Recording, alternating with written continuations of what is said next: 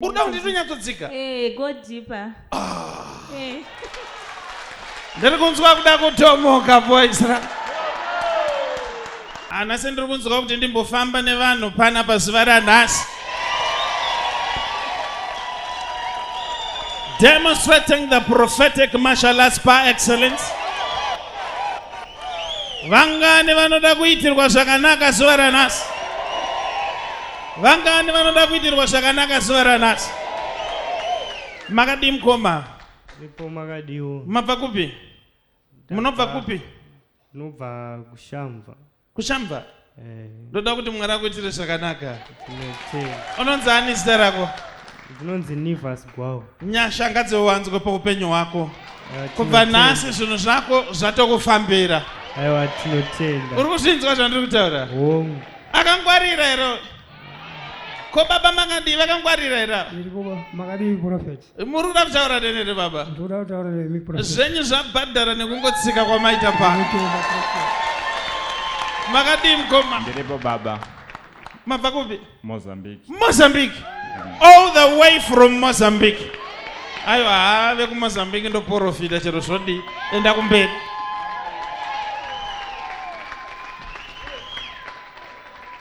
Ekoko ndo kwandakaroora saka nchidaro. Aiwa, Mozambique ndo ifarira. Mama makadi. Ndiripo makadi Prophet. Munogara kupi? Ndinogara kuHighfield. Highfield? Yeah. Munonzi mamani? Maika Zembe. Maika Zembe. Yes. From Highfield. Yes. Ko kusouth kunani Maika Zembe? Ndo kune vana vangu ndo kwandinogara. Cape Town rakaunde kupi? Cape Town. Enda ichitaura nemi.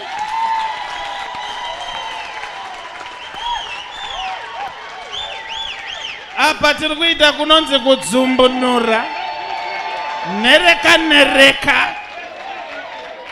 Vangani vanoda kuti nyasha dzivalokete. Vangani vanoda kuchengetwa zuva ranhasi. Toda kuti zvinhu zvenyu zvifambe nezita raJesu. Ipai Jehovha chipo chekuombera.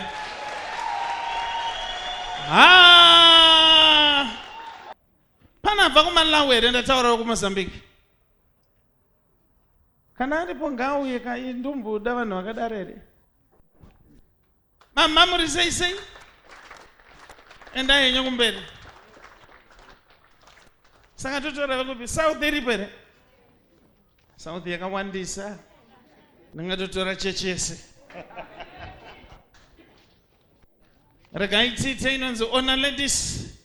Alright, alright, mene nditorawo. Mukacheuka muchaona kuti waenda tangaiwo uyaitiona sika. Vari kuseri. Mene nditorawa. Vakatakura. Zviri sei? Mushe muri right here. Ndiri right in.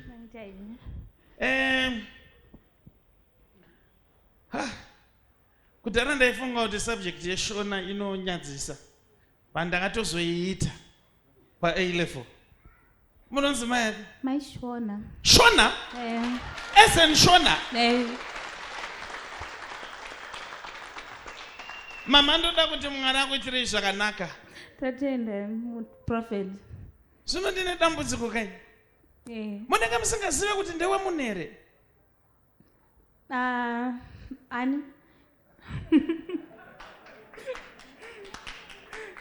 Nyatsotisanangurai Prophet. Ndinyatsokutaurira? Nyatsotaura. Uruda kunditonyatsodzika? Go deeper. Ndirikunzwa kuda kudhomoka boys.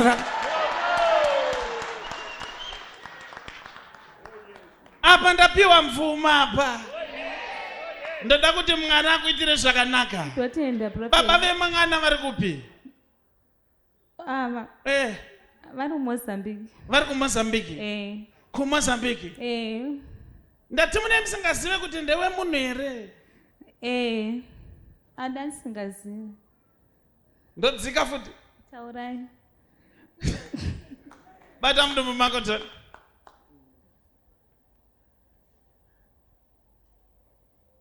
Somebody say 1, 2, 3, 4, 5, 6. Munopinda mamu 7 here. mwedzi mingani 7. ndoda kuti Mwari akuitire zvakanaka. Maitanyi Prophet. Baba vemwana uyu vagochengeta ndokuda nhumbu ichi Maita basi. ichengetwe nababa vacho. Amen Prophet. But ndiri kuti ndewe munhu wani. Ichokwadi Prophet. Ndosaka ndati mune musingazive here kuti ndewe mai. Singazive Prophet. Imi ndobva mati ndiende deeper. God deeper Prophet. Alright, ngaenda mvure mafaira acho. Mvurai Simudza maoko mafaira uri kwauri kwako iti Mwari. Nyaya dzangu ngadzinake. Iti Mwari. Vhurai mafiles eupenyu hwangu. Afrika, Afrika, Afrika, Afrika. Listen my Shona. Shona wacho ari kupiko? Ari Malawi. Ari kuMalawi Shona. Ana mai vangu ndoko vari. Kokuruwa kunani? Kuruwa kuna sisi vangu ndoko ndabva makusena naye. Kwandakasvikira nchibva Malawi. Now listen to me my Shona. Ndamboshaya kuziva kuti ndoda kuti Helix ndikashaya kuzoti chini. Helix? Ndiani? Ndo baba wemuridzi wenhumbu. Ndibetana roko. Nyasha dziwanzwe. Totenda Prophet. Hauna kufambira mahara kubva kuMalawi. Totenda Prophet. Ndoda kuti zvaunoshuvira zvisadzikiswe nezita raJesu. Amen. Mabasa haasi kufamba iko zvino. Hapana. Hauchagona kuenda kubasa nekuda kwekuzvitakura. Apa ndewongo uchichengeta vabereki. Iko zvino zviri kuti dai zvinhu zvangu zvafamba. Ndavhura madhozi ako nezita raJesu. Amen. You are free now. Maishona ende munogara. Embo yatoni mama tingoti taure mbijana. Mira yenyama. Mira ipameta. Mama kamofa yakamina kondiruka farira.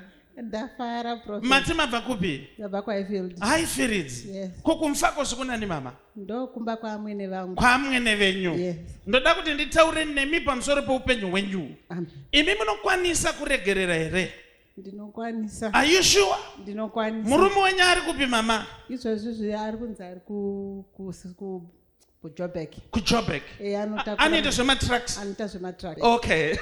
Ndoda kuti Mwari akuitirei zvakanaka. Amen. Nekuti upenyu hwenyu husumudzwe. Zvinoenda ti murume wenyu ari kupi mukati ari kuJoburg. Mubvunzo woti mune murume here? Izvozvo takasiyana nenyaya yekuti nyemwana akaitini. Amuudze ini. Ini ndinokuprofita ndati mune murume here? Aiwa tiri takasepa. Muri kuda here kudzokerana nababa? Ndiri kuda. Nekuti mimi muri kuda kuti makasiyana nenyaya yemwana. Yes. Akamitiswa. Yes. Muri kuda kuti gotwe here? Igotwe. Emily. Can I do some serious stuff here? Now I am looking in the realm of the spirit now. Yes. Mwana uyu akangomitiswa ari kuchikoro. Yes. Angari form 2. Angari form 2. Yes. Ndokubva mwana uyu amitiswa. Yes. Haana kuzonyora.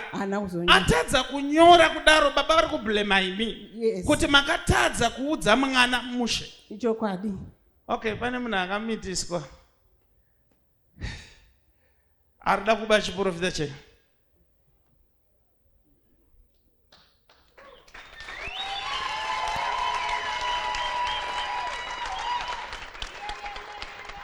Ridza mururutinzwe.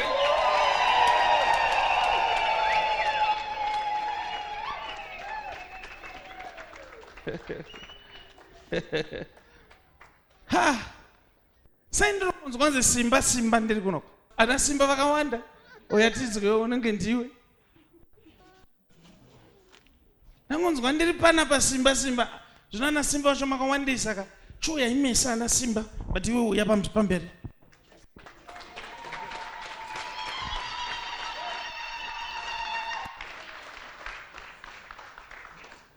Now I'll demonstrate something here. Vani mwana mira yenyi papo. Imi michimira excited. Skandere ngoton. Ndai line. Okay. Zero vambari. Yeah, zero right. Simba rashe chi. Isene memurume. Isene memurume. Yes. Okay. Wakaita mwana uri ndiri ku South Africa. Ndoda kuti Mwari akuitire zvakanaka. Mira pasera panitaure newe.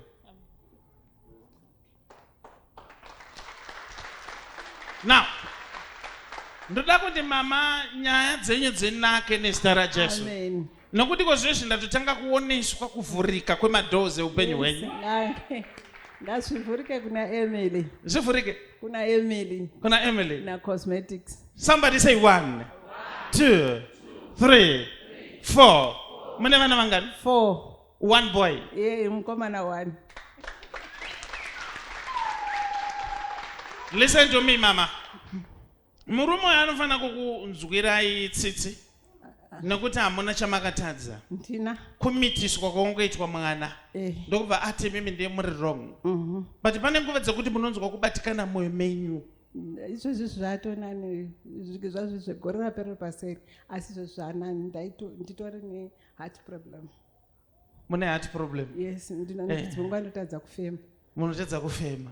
But makatanga ne-BP kai? Ndobva mazonzwa kunzi moyo ndo unonetsa. Unosimudza heart. Unoneta. Okay. Chokwadi. Now, ndiri kuoneswa ini paine ma-issues ari kuitika paupenyu hwenyu. Ngatidzokei kumashure zvishoma. Ndiri kuoneswa ini paine accident yakaitika. Yes, murume wangu akaita accident. Head on. Yes. Ndobva akuvara mutsipa. Yes. Ndobva atogara asingagoni kucheuka. Yes. Mukamuchengeta imi for a very long time. Yes. But haana kukuappreciate. Yes. Uyu ndimambara. Akatotora mumwe mukadzi akauya nzapu kumufakos tikagara naye. Achirwara kudaro? Achirwara kudaro. Kutopinda makumbeze mumwe? Tairara tiri vatatu. Mumwe iye murume akatarisa mudenga. Akatarisa mudenga. Achitadza kucheuka.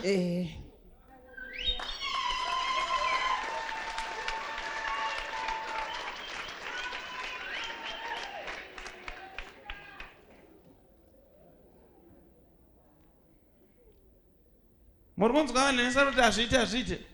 Kune varume vari kuti akapinda. Ndoda kuti Mwari akuitirei zvakanaka. Nokuti Mwari anokudai. Vese vanoedza kumbodisturba marriage yenyu, kusanganisira mukadzi wokumboyo, zvinotongopera chete. Naiko zvinezvi ndiri kunzi zvichangopera futi. Imi ndimuri kuzodzokera pamba ipapo. Ndizvo zvataura Jehovha nezita raJesu. Ndiri kunzi madhozi asimudzwe paupenyu hwenyu. Muriko kuCape Town ikoko muchanovaudza kuti ndasangana nemuprofita ati nyaya dzangu dzanaka. Ndatanga kuona madhozi enyu achivhurika. Kune vanhu vanokuvengai musina zvamunobara. Makavabatsira vakawanda but hava appreciate muupenyu hwavo. Nyaya ngadzinake nezita raJesu. It's done. Garai hapo toni mama. Uyatoni mukoma kuMozambique.